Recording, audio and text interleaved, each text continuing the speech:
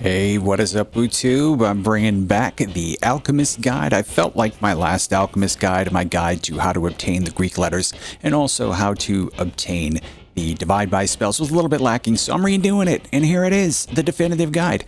All right, so to find the Alchemist, first of all, you got to go head to the west into the snowlands, and you're gonna just kind of bop around a little bit until you see the big mountains here, and they're usually going to be one mountain with a tower on top and another one without. It's kind of like a double mountain setup here. Once you get there, you can kind of drop off. He is somewhere below here. What I like to do is dig a series of tunnels.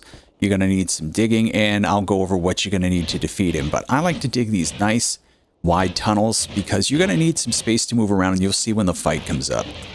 So what are we going to use to fight this guy? There's several different options that you can go with, and one of the options that you can start out with is explosive damage. You're going to want any form of explosion with homing. Usually it's best to get one of the items that explodes on contact, so this is one wand that you could use. Summon Fly Swarm is another. You get inside his shield and release these little guys. While they're attacking the Alchemist, he can't fire at all, so if you get like a bunch of flies inside his shield, back off, they will kill him for you. In my opinion, the easiest and most effective are the personal thrower spells. Personal Tentacler is very good. Also, my favorite is the personal lightning caster. And that's the one that we're going to use today. So we will put the wand together. It's pretty easy. Make sure that your lightning caster and your lightning weakness is ahead of the spell. Drop on down, get him to summon. And then once he's there, get yourself out of the way a little bit. Wait till his shield drops. If his shield is up, don't shoot. So back off. I'm going to show you the whole fight. I'll put the whole fight together here for you. So there are other spells that you can use, other spell combos that you can use available. They'll show them on the wiki. If you go to the wiki, there's a few of them. They kind of look like this. There's plenty of others like Long Range Lumi and Prickly Spore with Piercing. Alright, see how his shield is down? If I had a clear shot at him, that would have been a good time to take the shot. Now, I'm going to give a couple times where I don't get the shot quite off here. Oh, yeah, well, take a little damage here, just so that you can see if you have about 800 health, you'll be fine. Just make sure you don't get hit 2 or 3 times. Wait for him to come a little closer, see if his shield is down. He will generally follow you everywhere that you go, like a little lost puppy. Just make sure you stay away from Electrical Bolt, because that's the one that paralyzes you, and then he's really going to do some damage. All right, let's... Oh, there he is. Good. Missed him. Ooh, hey, all right, get up, get up, get up. Okay, one more time. Let's see. Drop your shield for me, brother. Drop your shield. All right, and then once you see the sparks start to fly, just get yourself out of there. Now he's just going to watch his health melt. Just gone. Absolutely done. And it's just as easy as that. Personal Lightning Bolt Thrower is probably one of the best ones. It's super quick, super easy. And for our reward, we get Greek spells and the key to go and unlock the Divide by spells. Now, a lot of these are spells I tossed aside to make room, but we did get Alpha. We also got Sigma, we got Mu, and we got Gamma. If you take Alpha, you can use Alpha to make a teleport wand that casts Circle of Vigor every time that you teleport. And Circle of Vigor does not have to have charges anymore because Alpha's actually casting it for you.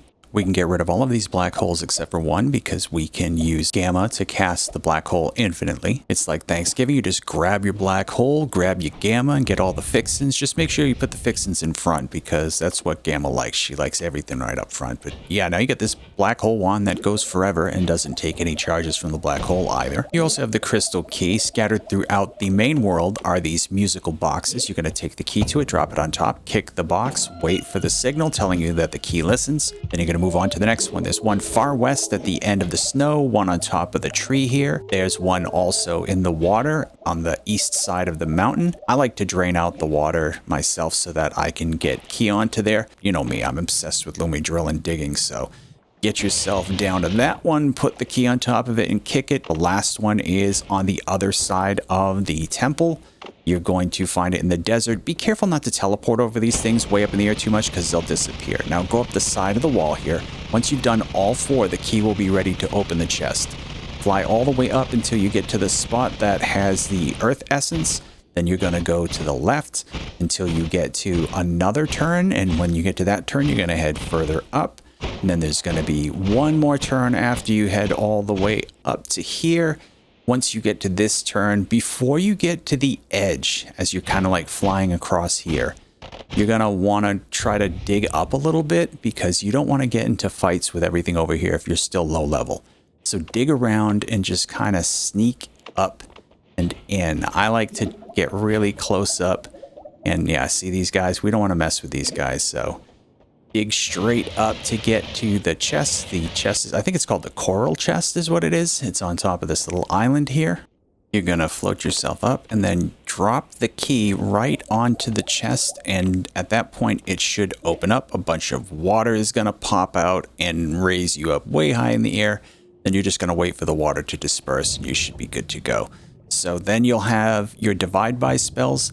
Now, this is, I always tell people this is super important because you're not just going to get the divide by spells, but you're going to get other spells sometimes that are even more powerful than the divide by spells. The divide by spells are great, but if you take a look, I mean, we get the octuple spell, and we also end up getting the myriad spell, which is super interesting and powerful. So don't forget, use this crystal key if you're on a longer run because these spells are definitely worth it. And if you don't have them unlocked, they're super worth it. All right, that's all I got for you today. Next, we're probably going to do a redo of the reroll machines video that I did a while back, make that a little simpler to understand and a much shorter. This has been a lot shorter too. Anyway, like and subscribe. Don't forget to leave some comments. And hey, YouTube, you're up. Can't stop thinking about your dad.